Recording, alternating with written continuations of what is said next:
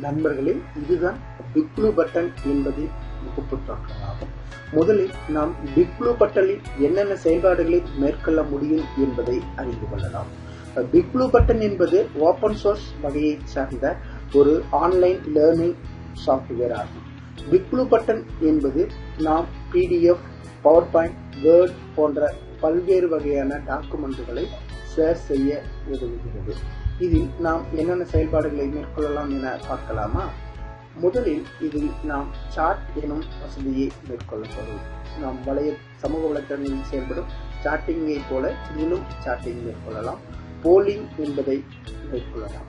Polling என்பது நாம் multiple choice question கொடுத்து அதற்கு தேவையான விடையை பெற்றுக்கொள்ள முடியும் என்பதை போன்றது. அடுத்தது ஒயிட் போர்டு எனும் மிக முக்கியமான செயல்பாடு உள்ளது. ஒயிட் போர்டு என்பது ஆன்லைன் ஒயிட் போர்டு மூலம் இன்டராக்டிவ் செயல்பாடுகளை நாம் மேற்கொள்ள முடியும். இது டெஸ்க்டாப் ஷேரிங் எனும் வசதியில் உண்டு. அதே போல எமோஜி, ஸ்டூடெண்ட் சமூக வலைத்தளங்களில் நாம் பயன்படுத்துகிறோம் அல்லவா, அதுபோல எமோஜிகளை நாம் இங்கே பயன்படுத்திக் கொள்ள முடியும். இதில் நமது பிரசன்டேஷன்களை அப்லோட் செய்து கொள்ள முடியும். நாம் ஆன்லைனில் இருக்கும் நேரங்களை ரெக்கார்ட் செய்து கொள்ள முடியும். இதுபோல பல்வேறு வசதிகள் உள்ளன. ஒவ்வொன்றாக நாம் செயல்படுத்தி பார்க்கலாம். முதலில் நாம் பிக் ப்ளூ பட்டன் முகப்பு தோட்டத்தில் நான் வந்திருக்கிறேன். இதில் மேற்கால் இடங்களில் சிறு சிறு ஐக்கான் போல இருக்கிறது அல்லவா.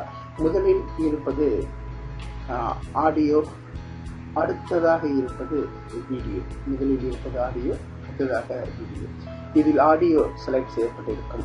அடுத்ததாக நாம் வீடியோவை செலக்ட் செய்ய இதில் வீடியோ பட்டனில் கிளிக் செய்தால் நமது கணினி இணைக்கப்பட்டிருக்கும். வெப் கேமராக்களின் எண்ணிக்கையை காட்டும். இதில் நன்கு ரெசல்யூஷன் உள்ள ஒரு வெப் கேமராவை நான் தேர்வு செய்கிறேன். இதில் ஸ்டார்ட் ஷேரிங் எனும் நாம் இதில் பல்வேறு வகைகளை தேர்வு செய்து கொள்ள முடியும். High quality, low quality, medium quality, wide screen என்பதை நாம் ஹை குவாலிட்டி என்பதை தேர்வு செய்கிறோம். இதில் ஸ்டார்ட் ஷேரிங் என்பதை தேர்வு செய்தால் கீழே வந்துவிடும். சரி, இடது பக்கம் யூசர் எனப்படும் பேனல் உள்ளது. வலது பக்கம் சார்ட் எனப்படும் பேனல் உள்ளது. நடுவில் உள்ளது பிரசன்டேஷன் பேனல் ஆகும். இதில் உள்ள ஒவ்வொரு மெனுவாக தேர்வு செய்து கொள்ளலாம். இந்த யூசர் என்பதில் நான் மட்டும் தற்பொழுது ஆன்லைனில் இருக்கிறேன். என்னுடன் இணைந்து வேறு சில நபர்களும் இருந்தால் அவர்களுடைய பெயர்களும் இந்த இடத்தில் வரிசையாக வரும்.